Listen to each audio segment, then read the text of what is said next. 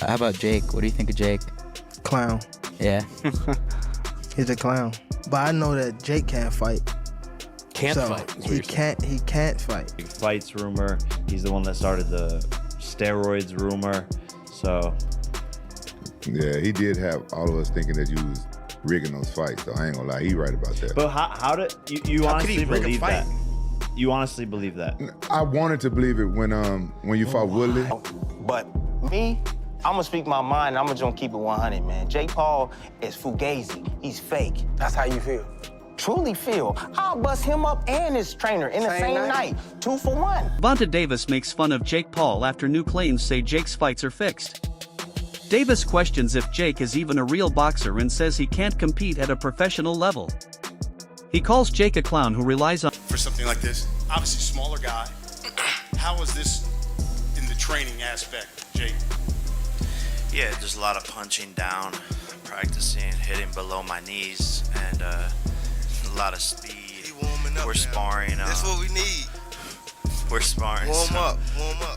Some I know 8-year-olds. one thing. I got If the find 8-year-olds out in there. anything- If I and, find out anything, I'm gonna beat your ass and I'm gonna beat Jaden Love ass. On my mama, I'm gonna beat both of y'all ass. On my mama. And he laughing. He know. He laughing. what are you talking about? What does he have to do with this? Let anything.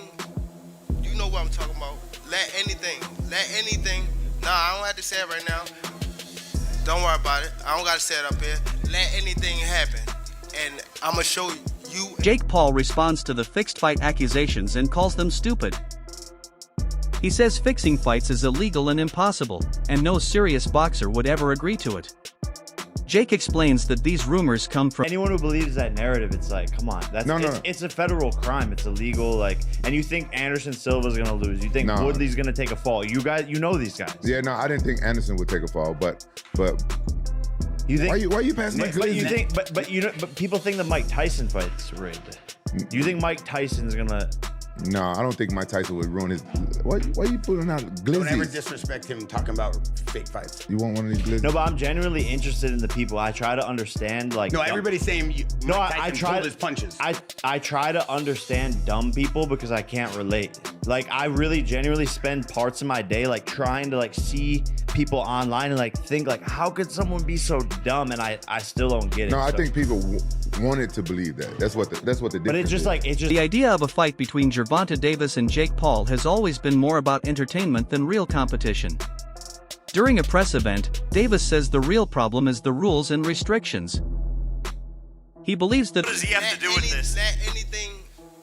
You know what I'm talking about. Let anything. Nah, I don't have to say it right now.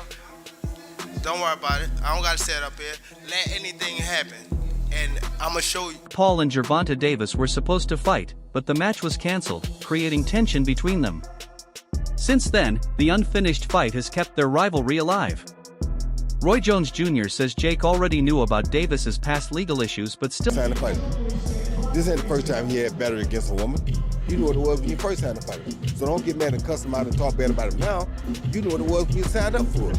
Come on, bro. You know what I'm saying? Let's not do that. Nobody talk. I don't talk bad about him either, but don't do the dude like that. No, the dude having a hard time in his life right now. Don't just do him like that. You know what I mean? Because you knew exactly what he was when you signed him to fight the person. Timothy Bradley strongly criticizes Jake Paul, calling him fake and saying his fights lack real competition. Bradley says that despite all When you built something outside of boxing and you say, hey, yo, I'm coming over here to the sport now and I'm gonna pick and choose who I fight, y'all come follow me. If they follow him, man, I just understand what it is. I know what I'm looking at. You're not gonna fool me over here, say that stuff for them other people, because I'm not gonna believe that I'm the face of, no, you're not the face of boxing. I'm not giving you that because that's for a lifer. But that's what he believes. That's cool, I can't knock him for that. People believe a lot of things for a lot of different reasons. I'm just saying, you can do all the rah-rah stuff, that's your business. But I just know what I'm looking at, right? But on the monetary side and it being an event, the truth is that when he does fight, it does bring attention around the sport.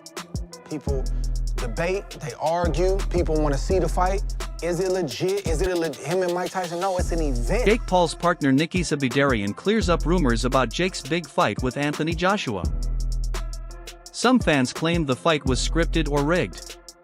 Vidarian strongly denies this and script, rig, this, that, and the other. Do you think now, at the very least, that talk goes away? Broke his jaw, went in there against Anthony Joshua. At the very least, do you think that you guys can move on from that? Like, that won't follow you? No, I don't. I actually, our lawyers are actively going after a number of people. One who claims to be a lawyer himself online. I don't remember the name or the handle, but it was something that had like 200,000 likes. And basically this post said there was an agreement for AJ not to knock out Jake, but AJ disregarded the agreement and decided to not get his payday, but knock out Jake Paul. So it's pretty astonishing what people say. Your dear friend Lou DiBella, saw him put up a bunch of ridiculous things and even said, Nikisa, go ahead and sue me. But this wasn't a real fight. He was pulling punches. He wasn't giving it his full effort. And so for the people, again, just to clear this up, because I asked Eddie this question, I'll ask you the exact same question. Once and for all, was there any sort of arrangement as far as it should go this many rounds? Because that's the one that I've heard. Oh, Anthony agreed to 3 rounds, 4 rounds. Can you tell us in black and white if there were any talks of any kind between the network, the promotion, the fighter? There has never once in Jake Paul's career been any talk of that sort, of anything to do with the fight being anything but a real fight that has exactly the same situation as any professional fight. And that's exactly the same thing here for the Anthony Joshua fight. It's just beyond mind-blowing that people would think that. Anthony Joshua was on record saying that if he didn't finish him in the first round, that would be disappointing, that it would be a failure. The narrative changed as we got closer to fight night and obviously post-fight. The fight itself proved how real it was. Jake Paul was knocked out by Anthony Joshua and even suffered a broken jaw. Ariel Helwani says the result was not surprising at all. Joshua is a world-class heavyweight. In the last 30 seconds or 8 rounds.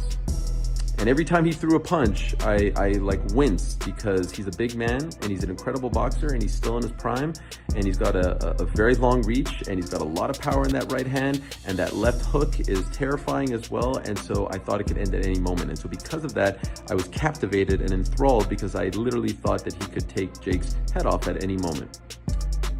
So a 30-second knockout wouldn't have been a great surprise to me. The fact that Jake went 6 rounds, I think he should view as a moral victory. Sounds like he's proud of himself. Do I think it was the greatest fight of all time? Of course not. Was I expecting the greatest fight of all time? Of course not. Honestly, up until the walkouts, I was like, I can't even believe that this is still happening. I can't believe that this is a real thing that's about to, unfold in front of our eyes. There was a lot of pressure, I think, on Anthony's shoulders for 2 reasons. He's coming off a knockout loss. I don't think that was discussed enough in the lead up to this fight.